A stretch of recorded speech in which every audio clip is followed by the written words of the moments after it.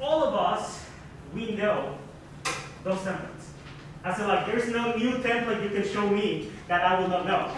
So if I see somebody using a template, I'll know when you got it, and if you at least try to modify it nicely, okay? Some people would just go ahead and slam all the information there, and it can show. You have to be careful. Number 3, put the information that is relevant to the position you're going to have or you're applying for. What does it mean? When I was applying for jobs, my personal CV, I have like 20 versions, depending on where I'm applying.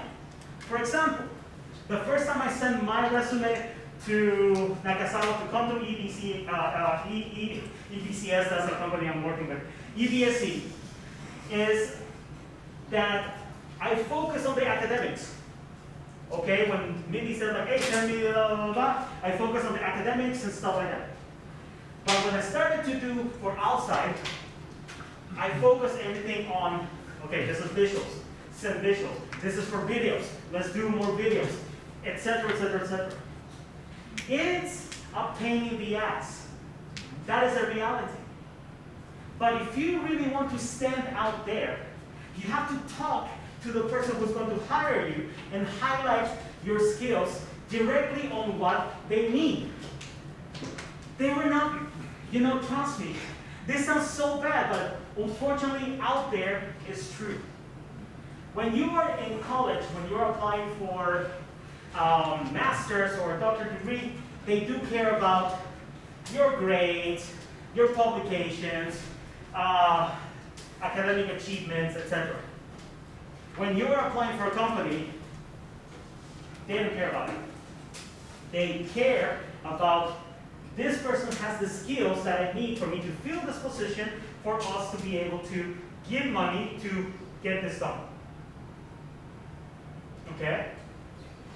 And that is what your resume should reflect. It actually sounds very contradictory, like, oh, but why am I working a lot in school if at the end nobody cares? Let me tell you, you are going to get paid out there for the skills you're learning here, and you have to learn them well. I don't get paid for working 8 hours or 20 hours. They don't pay me for having a master's or a PhD. They pay me for me to be able to do a job in 5 minutes, but they're not paying for those 5 minutes. They're paying for all the years I spent learning how to do that job in 5 minutes. They're paying for all the skills that I learned for me to be able to do it fast and effective. That is why you need to do your best in college to be able to succeed over there.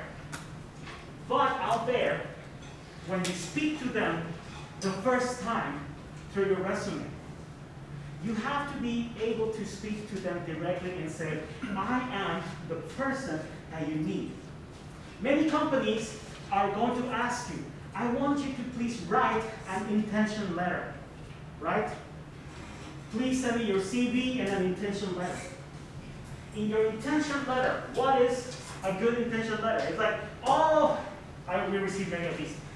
I would like to work for your company. I'm very skillful, I'm very hardworking, and I believe that I can be a good asset for you. I'm enthusiastic and everything, and we have 1,000 of those.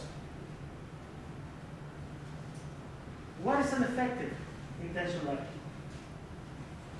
Like every job post, they have a job description, right? You will be responsible of A, B, C, D, E.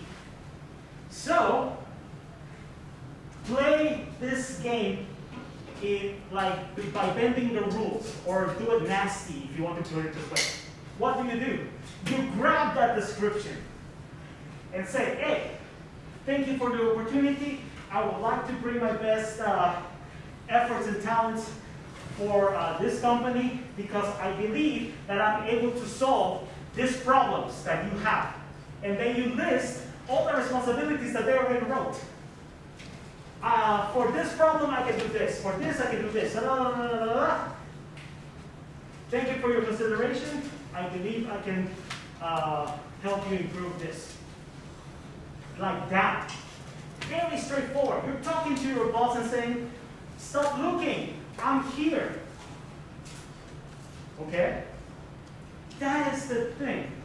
I know we talk about like, yeah, it's important when we're doing like design class, you should do your CV and work. And it's very open how you want to do it. But in the end, the content is very important. You're going to say, but there, I don't have work experience. I've never done anything. My internship is the first thing I'm going to do. Perfect. You have done all the stuff here that you can highlight. Hey, I know leadership. I've been doing this and this and this in college. I know organizational skills. I've been helping the department to organize A, B, and C. My freelance. I can do videos. I do them very well. I know very good design. I can do this and this and this, and I'm an expert at Illustrator, Photoshop, and stuff. I can help you with the marketing. You talk to the company, you talk to your boss to solve their problems. Because when a company is looking for a position to fill in, it's because the company needs help. And you need to say, I am the solution.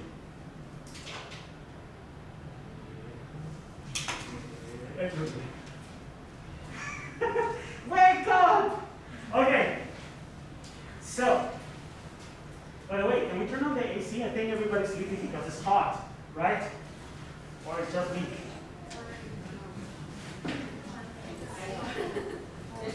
It's already on? Okay, so it's just me.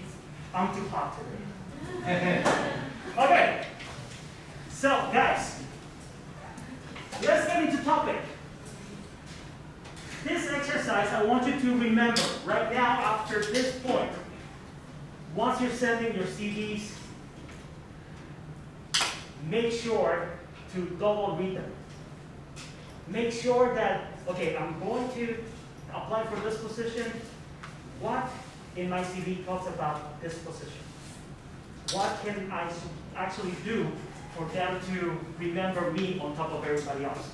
Number two, take this one's home. Why? So you can remember not to do a KD. Okay? Like, seriously, this guy doesn't have any kind of formatting. It's hard to read. I don't know what he's telling me. It was hard for me to find his name. I thought KD Aranda was kind of like an institution or something. It's like, is this the school he was doing there? Guys, I will tell you a couple of stuff that you can think about, but in your resume, make sure to really always make yourself clear. How can they find who are you? What's your name? Okay? Is it necessary to put a picture?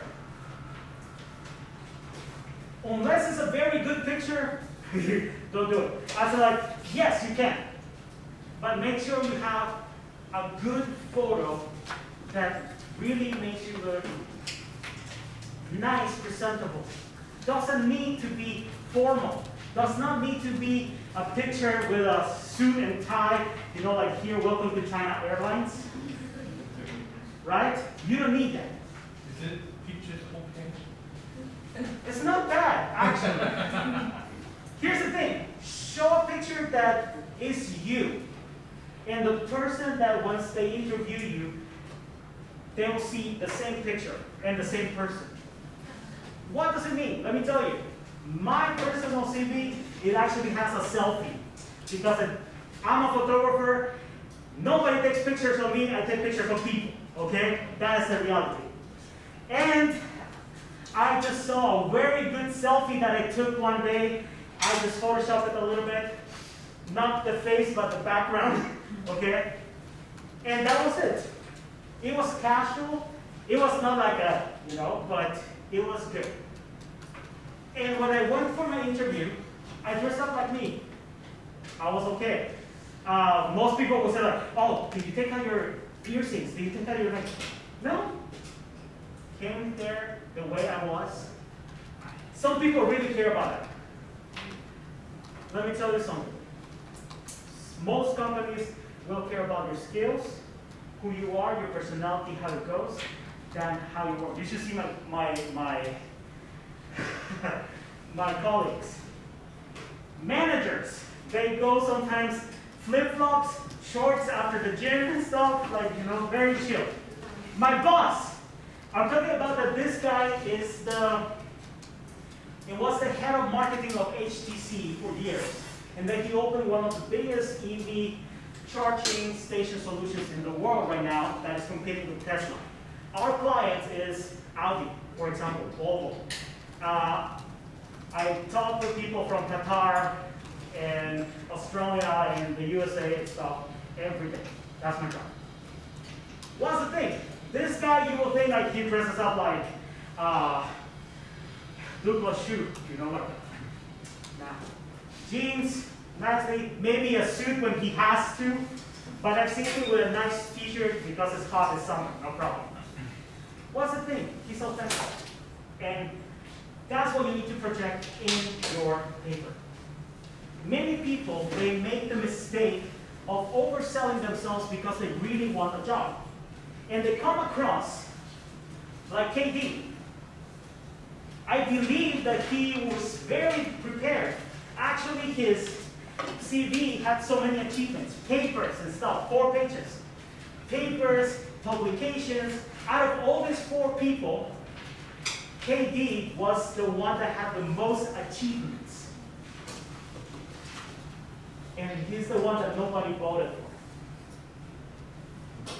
He oversold it, right? Lesson number 1 is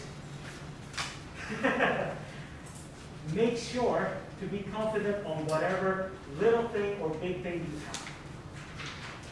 But don't overdo it. You don't need to go ahead and say, oh, I can do this and way more just because I want you to remember me. No, sometimes all we need from all this list is make sure that you can have a good level of stability in communication. I can teach you this as a boss. I can teach you this as a boss. I cannot teach you this or this. Right? So if this is what I need from you, and you're just basic and say like, my English ability is very high, I speak almost native English, I'm already considering you for this. Okay? So, I'll give you a 10 minutes break and we'll come back to go with the second part. Okay? 3 p.m. Go ahead, stretch your legs. See you in 10 minutes.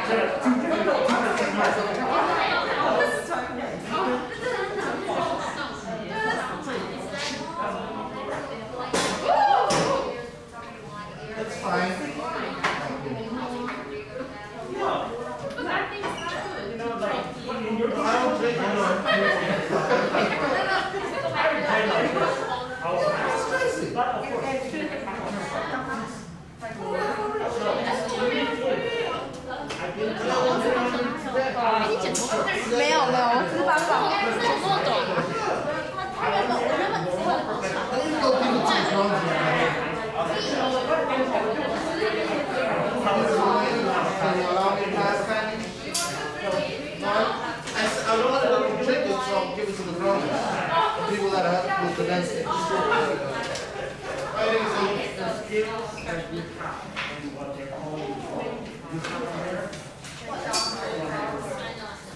Very important thing. Always 他为什么？ research. 哎，他为什么会保利达毕业啊？ As in like, 但是老师说他今天要， they're very American, so this is. But if your company is very traditional, 那就是他看到的。 maybe that's what you definitely have to decide. 怎么认真？ Depends on the company. Okay. Most companies have something you want, you know, like American, Taiwanese ones or more big corporate. Google, Microsoft, and stuff like that. They don't care too much about that. It's something more like, I don't know, Taiwan income, you know, but maybe hopefully you have to check out. Okay. 好久不见。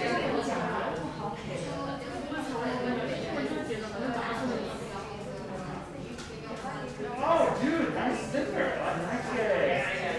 Nice. Yes. 有的有好哎。对，我们是一起讲这样。因为如果这样的话，教一教这样子。 Yeah, well, you know, it depends on what you want to apply, but if you prefer the sound or